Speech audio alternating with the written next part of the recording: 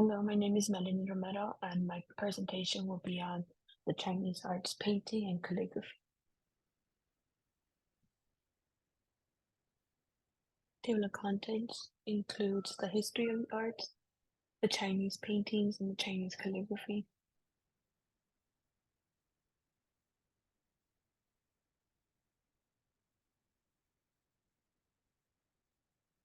The origin on Chinese paintings. Chinese paintings date back to the Neolithic age.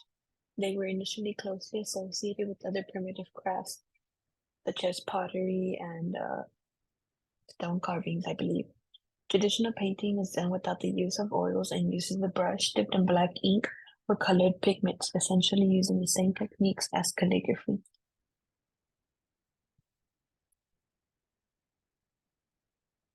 The painting was developed before paper was invented. It reached its peak during the Han Dynasty from 206 BC through AD 25. Figure painting prospered during the Tang Dynasty. The famous paintings consisted of the life of noble women and court ladies, as seen in the picture. The greatest painters were The greatest painters were assembled in art academies during the five dynasties, 907 to 960, and they painted portraits of emperors, nobles, and other figures that reflected their day-to-day lives. During the Yuan dynasty from 1271 to 1368, the four great painters represented the highest level of landscape painting. The greatest artists expressed their hatred towards the Manchus during their rule, earning the moniker Four Monk Masters, and they used traditional art and serene landscapes to make them feel better. The eight painters known as the Eight Eccentrics. And Yangzhou defied convention, employed freehand brushwork, and expanded the boundaries of flower and bird painting.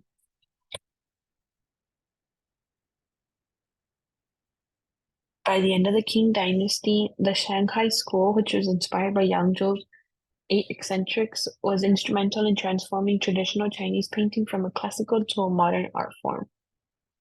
The May 4th movement of 1919, which is also known as the New Culture Movement, inspired the Chinese to learn from and introduce Western art to China. Oil painting, which was introduced in the 17th century. In the 1980s, Chinese oil saw a boom. Folk paintings were then seen everywhere, but folk paintings were seen during the Qin and Han dynasties. The origin of calligraphy, or Shufang. One of the most well-known and oldest artistic disciplines in Chinese culture is calligraphy, which dates back to the Shang dynasty from 1600 to 1100 BC. When it first appeared in the form of oracle bone carvings that were given a high cultural status throughout the Chinese history, calligraphy has continued to be revered, emerging as the domain of highly educated scholars and government officials. Calligraphy emerged as the most significant ancient Chinese art form during the Han Dynasty of 206 BC through 220 BC. Calligraphy began to rapidly evolve in the 16th century BC. Various styles emerged, such as theoscript, clerical script, cursive, standard, and semi-cursive, or also known as the running script, among others. Chinese calligraphy reached its full maturity in the early CE, at which point all of the styles were already in use.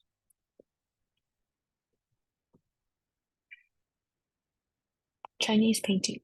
Chinese painting embodies the ideology and aesthetic orientation of the Chinese nation.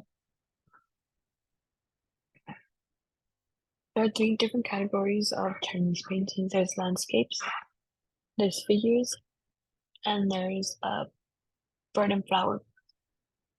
Landscape. The term shan shui in Chinese landscape refers to mountain and water, two of the most recognizable natural elements that are believed to be harmoniously balanced. This genre of art attempts to depict these elements. In figure paintings, the human figure first appeared as a subject in Chinese painting long before later popular subjects like landscapes or birds and flowers. In the past, the primary motivation for painting figures was to further political or religious objectives. Categories: bird and flower, or also known as Huanyahua. The style of Chinese painting has a long history in China and is valued as one of the cultural treasures of the country, inspired by the tenacity and grace of natural flowers and birds. The Huanyahua paintings aim to express the artist's ideas and personality through a variety of painting styles, rather than merely copying the natural world. Various bird species and flower types had symbolic meanings in Chinese culture. Some even carried auspicious connotations, human and intellectual virtues and principles. There's two types of techniques in Chinese paintings. There's Gongbi and there's Jiayi. Gongbi is referred as meticulous contour or outline painting. To depict narrative scenes, Gongbi painting is a technique that uses vibrant color and the finest detail possible. High social status individuals use Gongbi paintings as a status symbol, and many collectors were even featured in the pieces.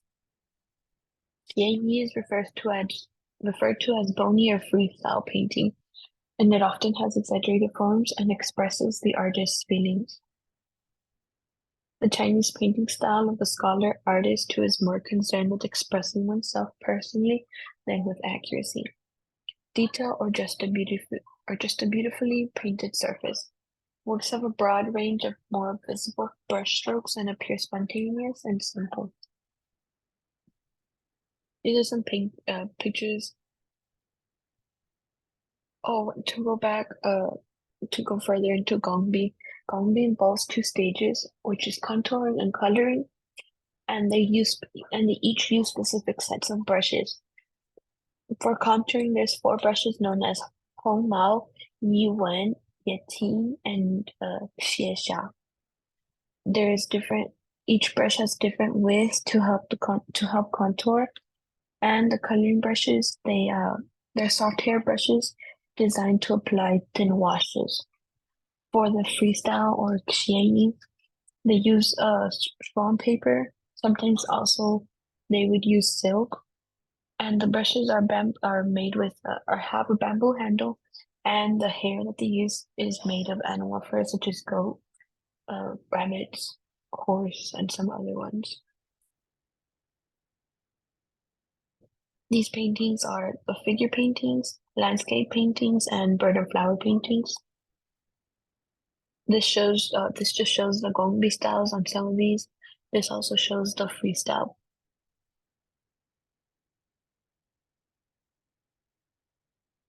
Content number 3, Chinese calligraphy, or shufa. It is the artistic form of Chinese writing characters and blends several traditional fonts such as regular, seal, official, cursive, and running. An introduction to calligraphy. There's 4 treasures of study, which are the main items needed to practice calligraphy. There's also brushes. There are certain types of brushes that need to be used. And there's the scripts, which are the 5 fonts. And I'll also be including some oh wait, no.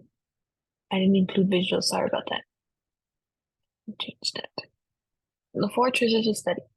They're the ink brush, ink stick, paper, and inkstone.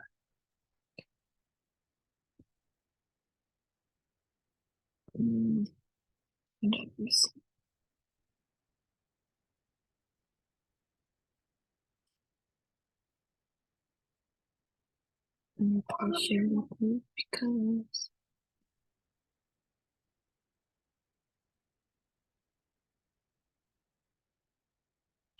information to the portraits.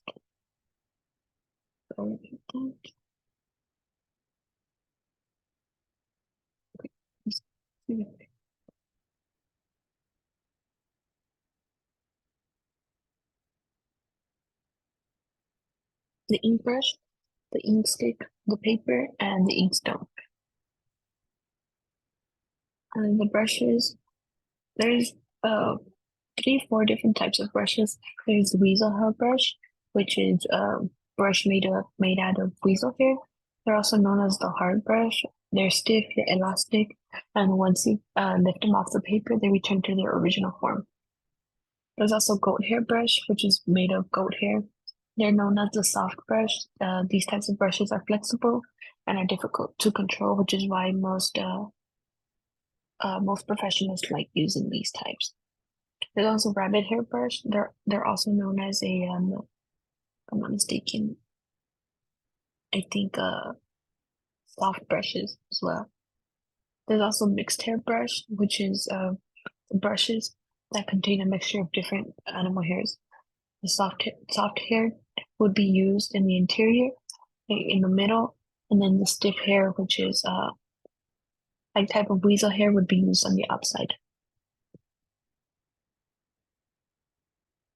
There's 4 virtues to a brush. There's evenness, roundness, resilience, and pointedness. Evenness is the brush will spread out in a consistent, controlled manner that avoids bunching up or splaying excessively. This is accomplished by making sure that the hairs are glued together in a consistent, even manner. Roundness. This guarantees that the greatest degree of control over line width is obtained regardless of the brush's movement or grip. Resilience. A good brush is full. We can determine how full a brush is by squeezing its back. If the brush feels robust and full, it will likely hold ink well and respond well to pressure on the page. Pointedness. As they age, Chinese brushes may lose their tip and eventually require replacement. However, all brushes should come to a fine point naturally when at rest. Calligraphy scripts. There's seal script, which is number 1. Its strokes are highly uniform in width and black variation, making it difficult to read and they're classed as an ancient script. They're mostly used now. This type of script is now mostly used for just seals. Clerical script, their characters are generally flatter and wider. It also allows more freedom, and the strokes differ. Regular script. It features carefully placed, slowly spaced brushstrokes that are distinct from one another and clearly articulated through intricate brush movements that are integrated into dynamically balanced whole. Running script. The brush leaves the paper less often than in a regular script. Chinese characters appear less angular and rounder. Cursive script. Characters may be written without lifting the brush from the paper at all and frequently flow into one another. There are more rounded and softer lines, which allows the writer to convey emotions. These are some examples of the seal script, clerical script, regular script. Semi-cursive script is the running script, and of course the cursive. And these are my references. Thank you.